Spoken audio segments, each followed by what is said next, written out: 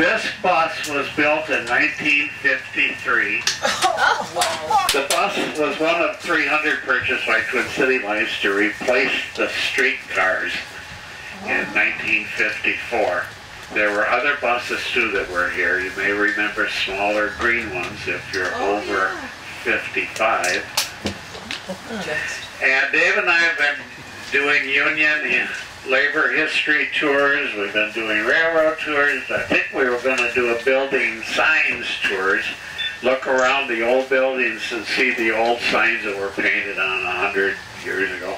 And it's nice to meet Dave Riehle-Hulme's family, and you all look pretty good. I don't see anybody, I don't see any crooks or thieves here. So I guess I can trust Dave another few years. So.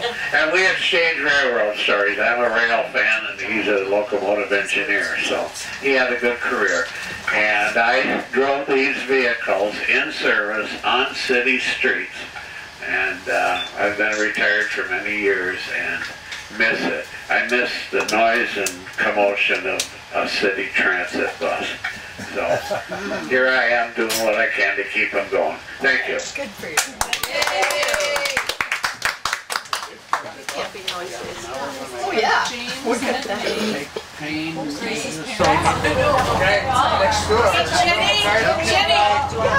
Jenny! Mom!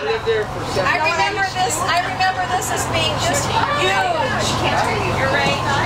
Yeah. Jenny, I remember this as being just huge. And now she got this. Yeah, mother likes it.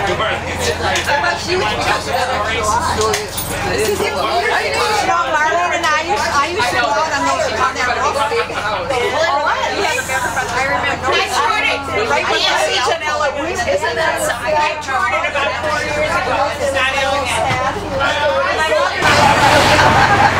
All this land back here for the railroad was owned by the Northern Senator Carl, telling me that he worked for a German farmer here named Grill, who lived a couple houses down, and they'd get up in the morning at 3 or 4 and load the vegetables and fruit up into a horse-drawn wagon and go downtown to the produce market to sell it to the retailers and restaurants that came by. So this was a pretty long occupancy for the Riehle's. 3 years. 3 years? Wow. This is on the center fringes of another big German neighborhood centered around St. Bernard. St. Bernard. And that's where I know my father attended his last grade of formal education at 8th at St. Bernard's Elementary School, I think. That was also true for art.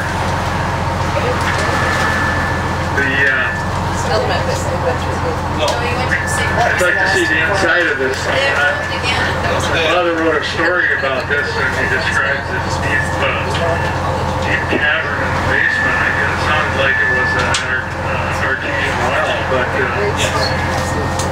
maybe it's covered up by now. So this was, for the most part, agricultural activity going on here on this side of the street. And after that, That's how they got going. we're going to go see the places they moved after this. 1923? 23. 33?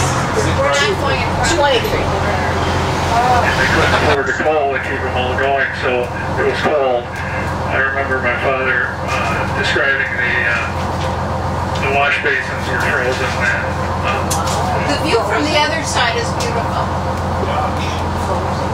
it's a gorgeous view. It's a well-sited place for the Shepherd family.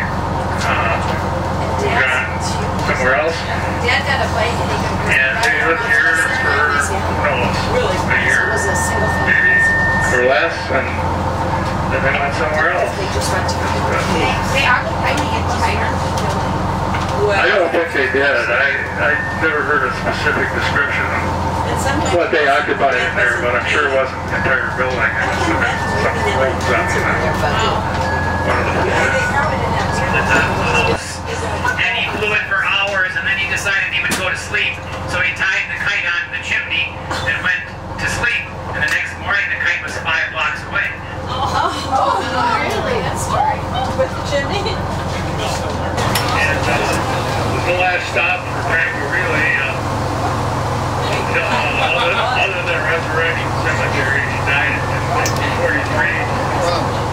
no idea when they moved out here.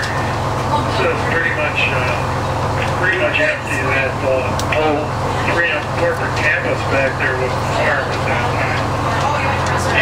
This was all farms. I remember there was a fence, and they said, don't go near the fence, the bull on the other side will jump over it. Mary Laverado lived there. Tell us about it. And our other grandma. Did you live here in that little greenhouse? Yeah, this one. The gray house. The gray one. The gray one over there. It was green at the time. Oh, it was green at the time. Push. Okay. When I lived here, we came from Baker Street on the west side because Grandpa had died and they didn't want Grandma to live alone. So, and I can't remember if Pauline was living or not, but anyhow, it was Jim and I for sure. And there used to be a really tall hill, as I remember, and there weren't any houses until you can see an older house down the way. But we could see Beaver Lake from here. Dad, they didn't have a bathtub or a shower or anything, so in the summertime, Dad used to go down to the lake with the bar soap and take a bath. We never did. We got in the sink. And I remember one time then Grandpa's dad had come to visit, and Grandpa was showing him all the property and everything, and I just remember he made me shake his hand. I was only like 3 years old or something, you know, and that's all I remember. That's good stuff. Yeah. How long did you live here, Mary? Probably 3, 5, maybe 2 years, maybe 3. How long? I'm not sure. 2 or 3 years. No. Mary. And they moved to Case Earl Street. Did your parents live there too, Mary? Yeah. No, your parents lived there too. All 5 of us. Great. Was that, And then Grandma came with us. Riehle from Germany? That was a hit.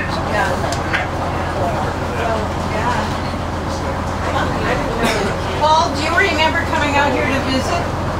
Nope. You don't remember Christmas this year? Standing around the piano singing? I remember doing that, but I didn't know what house it was at.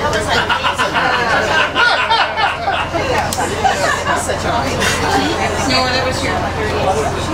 But I remember was here. Because we did that on occasion. Jenny, how old were you when this was? Probably 5 or 6.